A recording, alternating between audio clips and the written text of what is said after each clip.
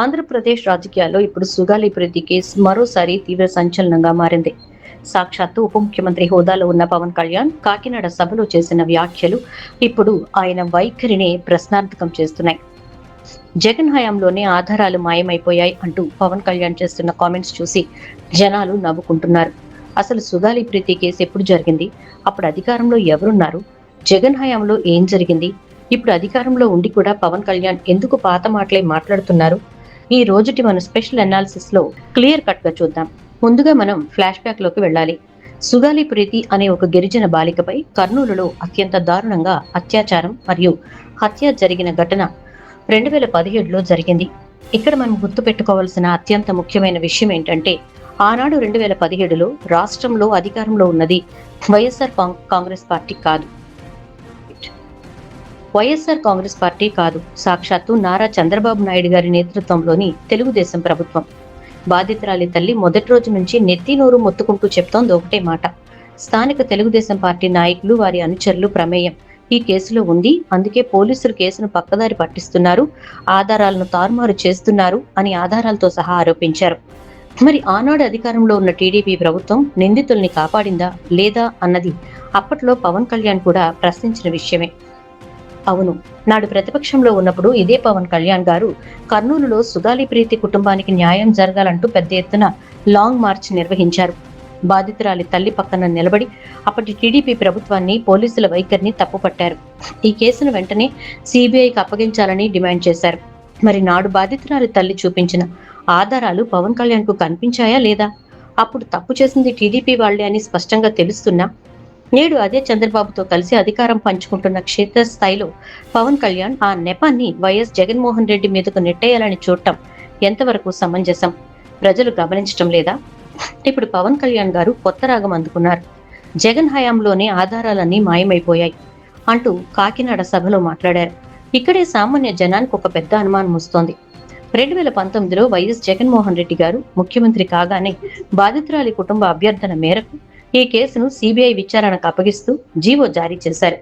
CBI అనేది కేంద్ర ప్రభుత్వ పరిధిలోని స్వతంత్ర సంస్థ. మరి జగన్ హయాంలోనే సిబిఐ రంగంలోకి వచ్చినప్పుడు ఆధారాలు ఎలా మాయం అవుతున్నాయి? ఒకవేళ ఆధారాలు మాయం చేయాలనే ఉద్దేశం జగన్ ప్రభుత్వానికి ఉంటే కేసును సిబిఐకి ఎందుకు అప్పగిస్తారు? అప్పటికే లోకల్ పోలీసులు చేసిన తప్పులను సరిదిద్దడానికే కదా సిబిఐకి ఇచ్చింది. కేంద్ర సంస్థ విచారణ చేస్తుంటే రాష్ట్రంలో ఉన్న జగన్మోహన్ రెడ్డి ఆధారాలు మాయం చేశారనడం పొసగని వాదన కాదా? సరే, గతంలో ఏం జరిగిందనేది పక్కన పెడదాం. ఇప్పుడు ఆంధ్రప్రదేశ్లో అధికారంలో ఉన్నది ఎవరు?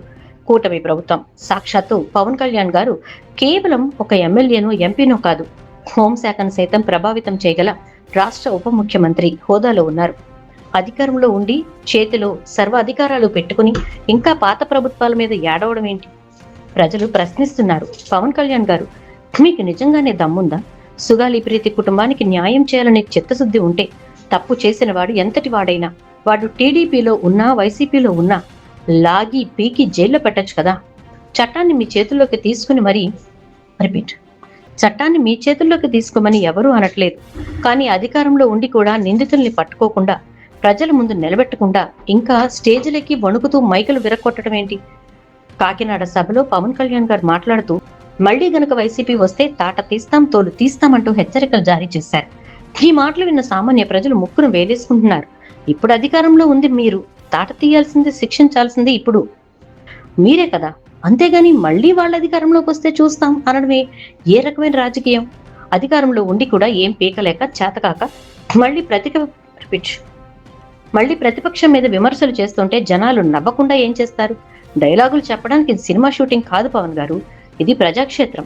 ఇక్కడ మాటలు మాట్లాడటం కాదు, చేతల్లో పని కావాలి. అధికారం లేనప్పుడు రోడ్లకి ఊగిపోయారు, మరి అధికారం వచ్చిన తర్వాత అదే వేడి, అదే పట్టుదల ఎటుపోయింది? సుగాలి ప్రీతి కేసు కేవలం ఒక రాజకీయ విమర్శల సాధనంగా మారిపోవడం అత్యంత విచారకరం. నాటి టీడీపీ హయాంలో జరిగిన అన్యాయాన్ని నేడు రాజకీయ స్వార్థం కోసం వైఎస్ఆర్ కాంగ్రెస్ పార్టీ మీదకు నెట్టేయాలని చూస్తోన్న కూటమి నాయకుల వైఖరిని జనం గమనిస్తూనే ఉన్నారు. పవన్ కళ్యాణ్ గారు, ఇప్పటికైనా స్క్రిప్ట్ మార్చాలి. పాత రాగాలు పక్కన పెట్టి డిప్యూటీ సీఎం హోదాలో తక్షణమే ఆ బాలిక ఆత్మకు శాంతి చేకూరేలా, నిందితులకు ఉరిశిక్ష పడేలా చర్యలు తీసుకోవాలి. లేదంటే ప్రజల ముందు నవ్వుల పాలు కావడం ఖాయం. ఈ విశ్లేషణపై మీ అభిప్రాయాన్ని కింద కామెంట్ సెక్షన్ లో తెలియచేయండి. మరిన్ని పొలిటికల్ అప్డేట్స్ కోసం మా ఛానల్ ని సబ్స్క్రైబ్ చేసుకోండి. Thank you.